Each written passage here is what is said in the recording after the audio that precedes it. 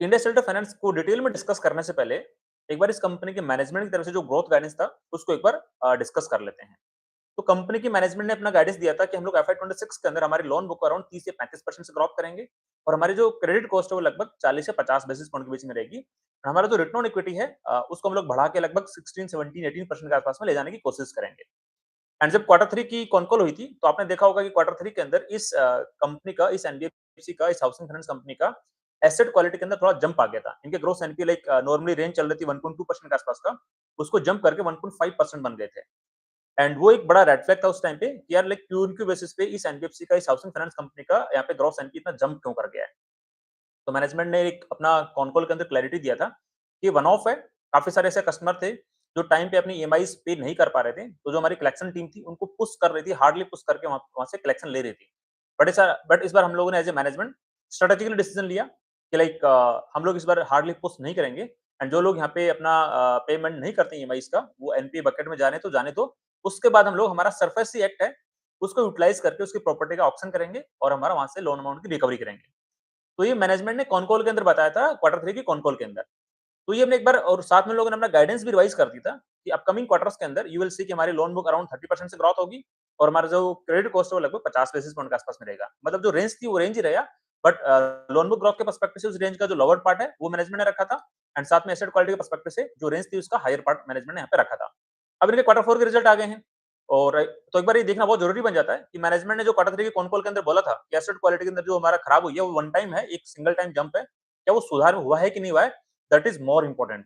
Because किसी भी bank या एनबीएफसी को लेकर हम लोग फर्स्ट डिस्कस करते हैं कि उस बैंक या एनबीएफसी की जो एसेट क्वालिटी है वो क्यू एन क्यू बेसिस पे या तो स्टेबल दिखाई देनी चाहिए या फिर इंप्रूवमेंट फीस के अंदर होनी चाहिए, तभी जाके हमें उस एनबीएफसी पे ट्रस्ट बनता है। बिकॉज जब एसेट क्वालिटी स्टेबल होगी, कलेक्शन टाइम पे आ रहे होंगे, उसके बाद में वो एनबीएफसी का मैनेजमेंट यहाँ पे और बेटर कॉन्फिडेंस से यहाँ पे लैंडिंग कर पाती है। तो ठीक है, इंडिया स्टेट ऑफ फाइनेंस के मैनेजमेंट ने भी बोला था कि क्वार्टर 4 से हमारी एसेट क्वालिटी इंप्रूवमेंट फेज के अंदर आ जाएगी। तो अगर उसको डिटेल में डिस्कस करने की कोशिश करते हैं, तो कंपनी की तरफ से जो इन्वेस्टर प्रेजेंटेशन आई है उसको एक बार मैं यहाँ पे स्क्रीन पे प्रेजेंट कर रहा हूँ, तो उससे एक बार बेटर क्लैरिटी हमें मिल जाएगी। तो उसके अकॉर्डिंग हम लोग फिर डिस्कशन को आगे बढ़ाएंगे। आई थिंक मैंने स्क्रीन है, आई थिंक आप लोगों को स्क्रीन पे दिखाई दे रही होगी। तो हम लोग फर्स्टली जो इसका मैट्रिक है एसेट क्वालिटी वाला, उसी को गो थ्रू करने की कोशिश करते हैं। Because this is the most important metric for any NBFC और बैंक के लिए कि उसकी एसेट क्वालिटी क्यू उनकी बेसिस पे या तो स्टेबल होनी चाहिए या फिर इंप्रूवमेंट फीस के अंदर होनी चाहिए। तो बात करते हैं इंडिया स्टेट ऑफ फाइनेंस के बारे में, तो उसकी एसेट क्वालिटी मतलब उसका ग्रॉस एनपीए क्यू उनकी बेसिस पे जो क्वार्टर 3 में जंप कर गया था 1.5% पे, वो घट के कितना हो गया है, 1.2% हो गया क्वार्टर 4 के अंदर। मतलब जो क्वार्टर 1 में जो था इनका ग्रॉस एनपीए 1.2% के आसपास में, वो यहाँ पे साफ-साफ अचीव होता हुआ दिखाई दे रहा है। मतलब जो मैनेजमेंट ने क्वार्टर 3 की कॉन के अंदर बोला था, उसको यहाँ पे अचीव कर लिया है। That's great. मतलब उस मैनेजमेंट ने जो यहाँ पे गाइडेंस दिया था मार्केट को, उसको यहाँ पे मतलब क्वार्टर 3 में जो ग्रॉस एनपी छलांग मार के 1.5% पे चले गए थे, उसको वापस इंप्रूव करने का गाइडेंस दिया था, वो यहाँ पे साफ-साफ अचीव होता हुआ नजर आ रहा है। बात करें नेट एनपी पर्सपेक्टिव से, तो भी यहाँ पे लगभग इंप्रूवमेंट हो गया 0.9% के आसपास में है। मतलब क्योंकि बेसिस पे इनका लाइक ग्रॉस एनपी भी और नेट एनपी भी 30 बेसिस पॉइंट से इंप्रूव हुआ है। मतलब यू कैन से एसेट क्वालिटी के पर्सपेक्टिव से यहाँ पे दिक्कत दिखाई नहीं दे रही है। और यदि बात करें 30 प्लस डीपीडी के बारे में, जो हमें ये इंडिकेटर देता है कि अपकमिंग क्वार्टर के अंदर इस कंपनी की एसेट क्वालिटी इंप्रूवमेंट फेज के अंदर ही रहेगी या फिर खराब होगी। तो यहाँ पे आप देख पा रहे होंगे कि क्वार्टर 3 तक इनका 30 प्लस डीपीडी का नंबर यहाँ पे ऊपर चढ़ता जा रहा था। मतलब पहले 4.5% था, 4.7% था, देन 5% बन गया था क्वार्टर 3 तक। एंड क्वार्टर 4 के अंदर वो यहाँ पे 1% से इंप्रूव हुआ है और अभी केवल 4% के आसपास में है। इसका मतलब हमें साफ-साफ दिखाई दे रहा है कि इस एनबीएफसी की एसेट क्वालिटी नेक्स्ट क्वार्टर के अंदर इंप्रूवमेंट फेज के अंदर रहेगी। हाँ, ऑल्दो जो क्वार्टर 1 होता है, वो सारी एनबीएफसीज के लिए थोड़ा वीक क्वार्टर होता है, वहाँ पे एसेट क्वालिटी का थोड़ा यूं से दिक्कत आता है। बट जिस तरह से नंबर यहाँ पे रिपोर्ट करे हैं इस एनबीएफसी ने, उससे ये लग रहा है कि हाँ, अपकमिंग क्वार्टर के अंदर यदि प्लस माइनस 5-10 बेसिस पॉइंट का हम छोड़ दें, तो टेंटेटिवली इस एनबीएफसी की एसेट क्वालिटी यहाँ पे स्टेबल ही दिखाई देगी या फिर इंप्रूवमेंट फेज के अंदर दिखाई देगी। बात करें कलेक्शन एफिशिएंसी के बारे में, तो उनकी कलेक्शन एफिशिएंसी भी यहाँ पे क्वार्टर 4 के अंदर 100% चली गई है। मतलब इन सारे पैरामीटर को देखें, ग्रॉस एनपी को देखें, 30 प्लस जीपीडी के नंबर को देखें और कलेक्शन एफिशिएंसी के नंबर को देखें, तो यहाँ पे साफ-साफ दिखाई दे रहा है कि एसेट क्वालिटी के पर्सपेक्टिव से इस एनबीएफसी की तरफ से कोई दिक्कत नहीं है। जो मैनेजमेंट ने गाइड किया था क्वार्टर 3 की कॉन कॉल के अंदर, उसको यहाँ पे साफ-साफ अचीव करते हुए दिखाई दे रहे हैं। अब होता क्या है, जब यू कैन से हमारी एसेट क्वालिटी बहुत अच्छी बेस्ट वापस हो जाती है, तो एनबीएफसी बैंक क्या करता है, अच्छा खासा वहाँ पे लोन का डिसबर्समेंट करता है। तो एक बार वो भी देख लेते हैं, क्या इसकी एसेट क्वालिटी अच्छी हुई है, तो क्या ये लोन पे अच्छा खासा डिसबर्समेंट कर रहे हैं कि नहीं कर रहे हैं। तो आप यहाँ पे देखो क्यू ऑन क्यू बेसिस पे इनका डिसबर्समेंट 6% से इंप्रूव हुआ है। मतलब क्वार्टर 3 तक इनका डिसबर्समेंट यू कैन से क्वार्टर 3 के अंदर इनका डिसबर्समेंट उतना अच्छे से इंप्रूव नहीं हुआ था। बट जैसे ही अभी वापस asset quality back on the track I है, उसके बाद में इनका जो डिसबर्समेंट है, फ्रेश डिसबर्समेंट है, वो क्यू ऑन क्यू बेसिस पे 6% से इंप्रूव हुआ है। एंड बात करें एयूएम ग्रोथ के पर्सपेक्टिव से, तो क्यू ऑन क्यू बेसिस पे इनका एयूएम यहाँ पे लगभग 7% से ग्रोथ किया है एंड वाई ऑन बेसिस पे इनका एयूएम यहाँ पे लगभग 29% से ग्रोथ किया है। एंड यदि बात करें प्रॉफिटेबिलिटी के पर्सपेक्टिव से, तो इनका profit you can see Q on Q basis पे 11% से ग्रोथ किया है and net profit Y on basis पे यहाँ पे लगभग 27% से ग्रोथ किया है। तो हमने यहाँ पे साफ-साफ दिखाई दिया कि एसेट क्वालिटी इंप्रूवमेंट फेज के अंदर आई, तो इसका जो बाकी का पैरामीटर था लाइक लोन डिसबर्समेंट का यू कैन से ग्रोथ रेट, वो भी यहाँ पे इंप्रूव हो गया क्यू ऑन क्यू बेसिस पे। एयूएम वापस बैक ऑन द ट्रैक आ गया एयूएम ग्रोथ करने वाले पार्ट पे एंड साथ में इसकी ऑब्वियसली सारी चीज अच्छी रहेंगी तो उसकी प्रॉफिटेबिलिटी तो ऑन द ट्रैक आएगी। इसलिए क्यू ऑन क्यू बेसिस पे इनका प्रॉफिट यहाँ पे 11% से यहाँ पे ग्रोथ किया है। अब जो इस कंपनी के जो बाकी के पैरामीटर्स और आए हैं, उनको एक बार अच्छे से डिटेल में डिस्कस कर लेते हैं क्वार्टर 4 के पर्सपेक्टिव से। उसके बाद एक बार उसका जो वाई बेसिस पे ये लाइक एफआई 25 के कंपैरिजन एफआई 26 करा, वो भी डिस्कस करेंगे। तो हमने ऑलरेडी डिस्कस कर ही लिया, एयूएम के बारे में डिस्कस कर लिया है, डिसबर्समेंट का डिस्कस कर लिया है। सबसे इंपॉर्टेंट यहाँ पे ये दिखाई दे रहा है रिटर्न ऑन इक्विटी वाला। मैनेजमेंट ने गाइडेंस दिया था कि हमारा रिटर्न ऑन इक्विटी हम लोग एफआई 26 के एंड तक अराउंड 16, 17, 18% के आसपास ले जाने की कोशिश करें, एक रेंज दी थी अराउंड 16 टू 18% के बीच में। तो यहाँ पे क्वार्टर 4 का एग्जिट इस कंपनी का रिटर्न ऑन इक्विटी लगभग 16.60% के आसपास में है। मतलब बहुत ऐसी कम एनबीएफसीज होती हैं जिनका रिटर्न ऑन इक्विटी 17% है, उससे ऊपर होता है एंड साथ में उनकी एसेट क्वालिटी भी स्टेबल हो, बाकी के पैरामीटर भी अच्छे हो। तो यहाँ पे जो बाकी के पैरामीटर भी है, एसेट क्वालिटी भी अच्छी है, लोन बुक की ग्रोथ भी अराउंड 30% के आसपास में है एंड रिटर्न इक्विटी इनका जो एग्जिट रिटर्न इक्विटी लगभग 17.60% के आसपास में है। तो यू कैन से जो मैनेजमेंट की गाइडेंस थी उसको यहाँ पे अच्छे से अचीव करते हुए नजर आ रहे हैं। एंड साथ मैनेजमेंट यहाँ पे दिखाई भी है कि इनका जो पोर्टफोलियो का जो लोन का टिकट साइज होता है लगभग यू कैन से 10 लाख रुपए के आसपास होता है एंड जो लोन टू वैल्यू होता है बिकॉज ये 100% सिक्योर्ड लेंडिंग करती है, हाउसिंग लोन देती है अराउंड लाइक 60% के आसपास में और लोन अगेंस्ट प्रॉपर्टी देती है अराउंड लाइक 40-42% के आसपास में। तो इनका जो एवरेज टिकट साइज होता है लगभग यू कैन से 10 का होता है, 10 लाख रुपए का होता है। एंड साथ में इस कंपनी ने एफआई 26 के अंदर 41 नई ब्रांचेस यहाँ पे ऐड करी थी, लगभग अराउंड अराउंड 365 ब्रांचेस के आसपास में थी एंड अभी जो ब्रांच काउंट है लगभग 265 ब्रांचेस थी एंड अभी जो ब्रांच काउंट है लगभग 307 ब्रांच काउंट हो गया, मतलब वाई ऑन वाई इनकी ब्रांचेस भी यहाँ पे इंक्रीज करी हैं। सो ये हमने डिस्कस किया इनका लाइक यू कैन से एक बार जो कॉस्ट ऑफ बोरोइंग जो स्प्रेड का नंबर है उसको एक बार डिटेल में जो बाकी के फाइनेंशियल पैरामीटर्स उन पे जाके एक बार डिटेल में डिस्कस करेंगे। एक बार वाई ऑन पर्सपेक्टिव से देख लेते हैं कि वाई ऑन वाई लेवल पे यहाँ पे किस तरह का यू कैन से एफआई 26 किस तरह से डिलीवर हुआ है। तो वाई ऑन वाई इनकी एयूएम यहाँ पे लगभग 29% से ग्रोथ करी है। इनका जो गाइडेंस था एफआई 26 के लिए 30 से 35% का था, बट क्वार्टर 3 के अंदर इन लोगों ने अपना गाइडेंस बढ़ा के 30% कर दिया था। तो हाँ, 30% के आसपास इनकी लोन बुक की ग्रोथ यहाँ पे दिखाई दे रही है। बात करें स्प्रेड के पर्सपेक्टिव से तो यहाँ पे 6.6% के आसपास में दिखाई दे रहा है एंड यदि बात करें रिटर्न एसेट के पर्सपेक्टिव से तो यहाँ पे लगभग 5.8% के आसपास दिखाई दे रहा है एंड पूरे एफआई 26 का जो रिटर्न इक्विटी यहाँ पे लगभग 17% के आसपास दिखाई दे रहा है। मतलब जो जितने भी पैरामीटर हम लोग कह सकते हैं कि लोन बुक की ग्रोथ हो वो भी लगभग 30% के आसपास में, एसेट क्वालिटी इंप्रूवमेंट फेज के अंदर होनी चाहिए वो भी यहाँ पे दिखाई दे रही है, साथ में जो उनके रिटर्न रेशियोज हैं वो भी यहाँ पे अच्छे खासा डिलीवर होने चाहिए, वो भी यहाँ पे साफ साफ दिखाई दे रहे हैं। इस तरह से रिटर्न इक्विटी लोगों ने 17% से क्रॉस कर लिया है। ये हमने एक आउटर वे में डिस्कस किया इस क्वार्टर 4 के रिजल्ट को इंडिया स्टेट ऑफ फाइनेंस के लिए। एक बार थोड़ा डिटेल में और डीप डाइव करने की कोशिश करते हैं। सो उसके लिए जो इनके पैरामीटर्स हैं एक बार उनको एक बार डिटेल में डिस्कस करने की हम कोशिश करेंगे। स्पेसिफिकली जो उनकी लाइक स्प्रेड का नंबर है, नेट इंटरेस्ट मार्जिन का नंबर है, एसेट क्वालिटी तो हमने ऑलरेडी डिस्कस कर लिया है।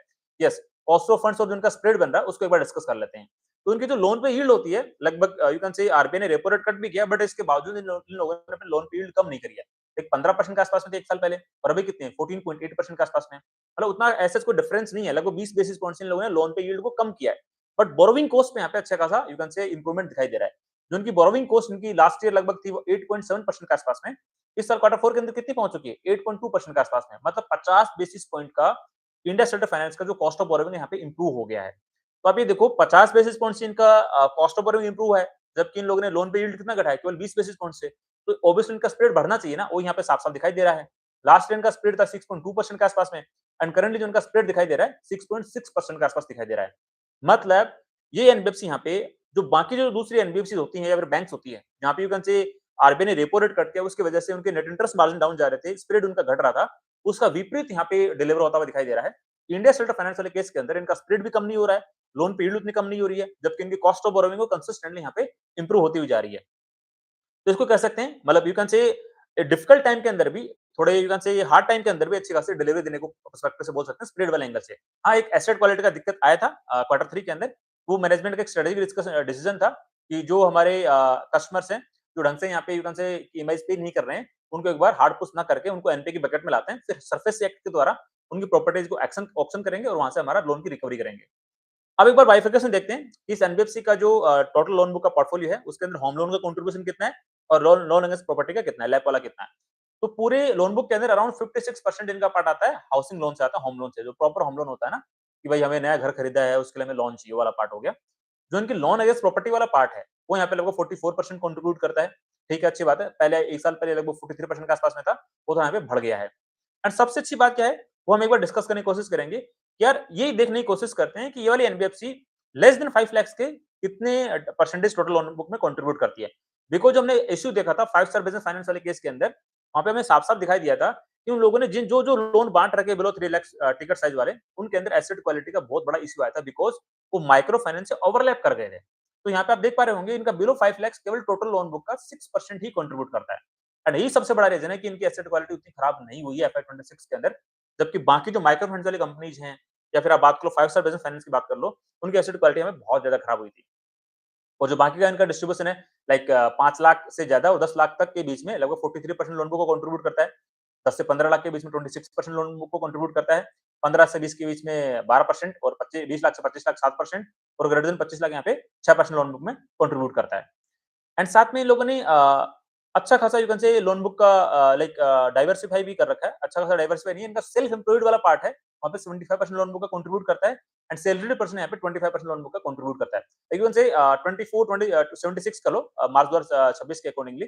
तो जो सेल्फ एम्प्लॉयड लोग हैं, जिनका you can say civil score इतना अच्छा नहीं होता है, तो उनको you can say tier 3, tier 4 cities के अंदर जो अफोर्डेबल हाउसिंग फाइनेंस वाली कंपनीज़ होती हैं, उनको यहाँ पे मेजर ऑफ द लोन देती हैं। हाँ, होम फर्स्ट फाइनेंस वाले केस के अंदर भी वो केवल यहाँ पे यू कैन से सैलरीड एम्प्लॉइज को ज्यादा टारगेट करती हैं, जो किसी न किसी एमएसएमई के अंदर काम कर रहे हैं, 20-25 हजार रुपए की सैलरी ले रहे हैं, उनको होम फर्स्ट फाइनेंस यहाँ पे ज्यादा टारगेट करती है। तो उनकी टोटल लोन बुक के अंदर अराउंड अराउंड 80% के आसपास में सैलरीड पर्सन दिखाई देंगे, जबकि इंडिया सेल्टर फाइनेंस के अंदर यहाँ पे उल्टा है, लाइक अराउंड 76% इनका यू कैन से सेल्फ एम्प्लॉयड वाले लोग हैं। एंड यही कारण है कि इंडिया सेल्टर फाइनेंस की जो लोन पे यील्ड एवरेजली वो यहाँ पे थोड़ी ज्यादा है होम फर्स्ट फाइनेंस वाले केस के कंपेरिजन में। अगर जो बाकी के फाइनेंशियल पैरामीटर है उनको एक बार डिस्कस करने की कोशिश करते हैं और उसके बाद में लाइक आई थिंक हमने मोटा-मोटी मेजर ऑफ द डिस्कशन कर लिया है। डिजिटली इनकी जो ईएमआईज़ कलेक्ट हो रही है 95% ठीक है, एक ऐड ऑन पार्ट है एंड ठीक है और मेजॉरिटी ऑफ द हमने डिस्कशन कर लिया है। लेट्स सी इनका और कुछ बचता है क्या?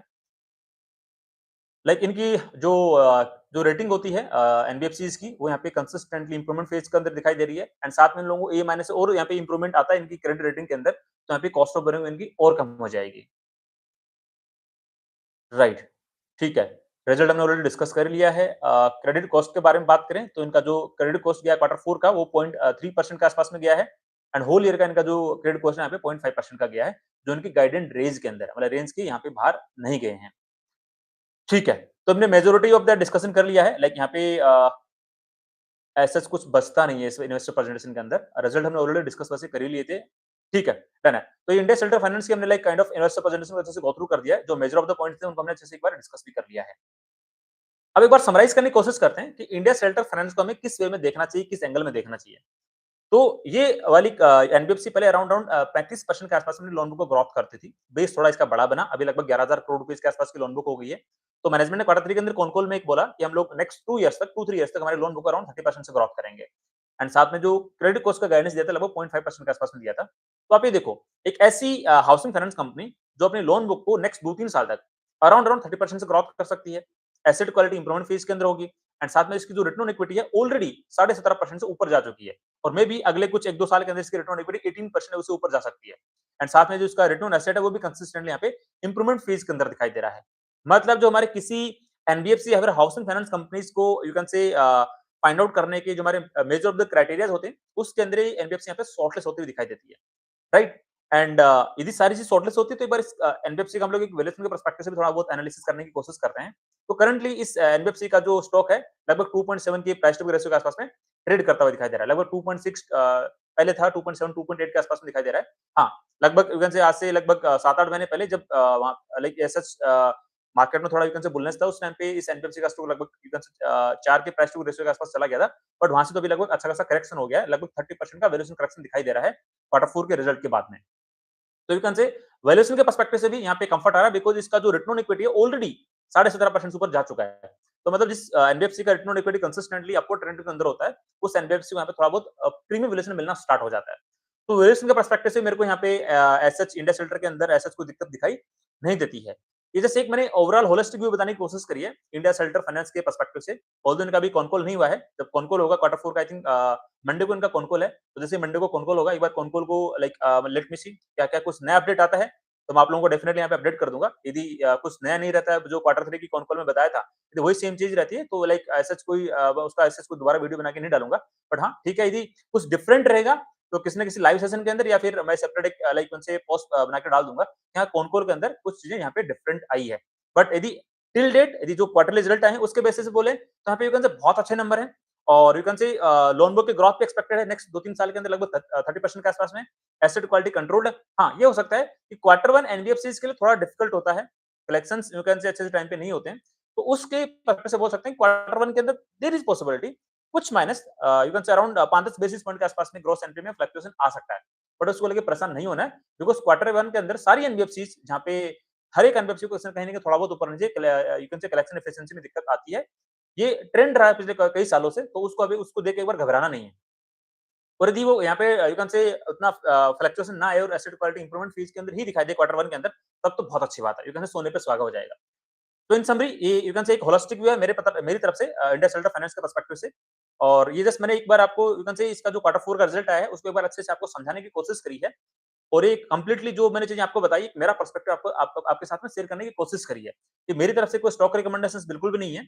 आप लोग अपनी खुद की रिसर्च करना, खुद का एनालिसिस करना एंड जो आपके इन्वेस्टमेंट एडवाइजर हैं, उनसे डिस्कस करके डिसाइड करना कि आपको इस कंपनी को अपनी वॉच लिस्ट में ऐड करना है या फिर ऐड नहीं करना है। बिकॉज़ मैं बारी-बारी से आप लोगों को बताता रहता हूँ कि I am not a SEBI registered research analyst, I am not a SEBI registered investment adviser. मेरा केवल इतना ही इंटेंट रहता है कि मैं आप लोगों को इतना सिखा दूँ, इतना समझा दूँ कि आप लोग भी इंडिपेंडेंटली एक ग्रोथ इन्वेस्टर बन सके और आपके पोर्टफोलियो का डिसीजन आप लोग अपने खुद से ले सकें।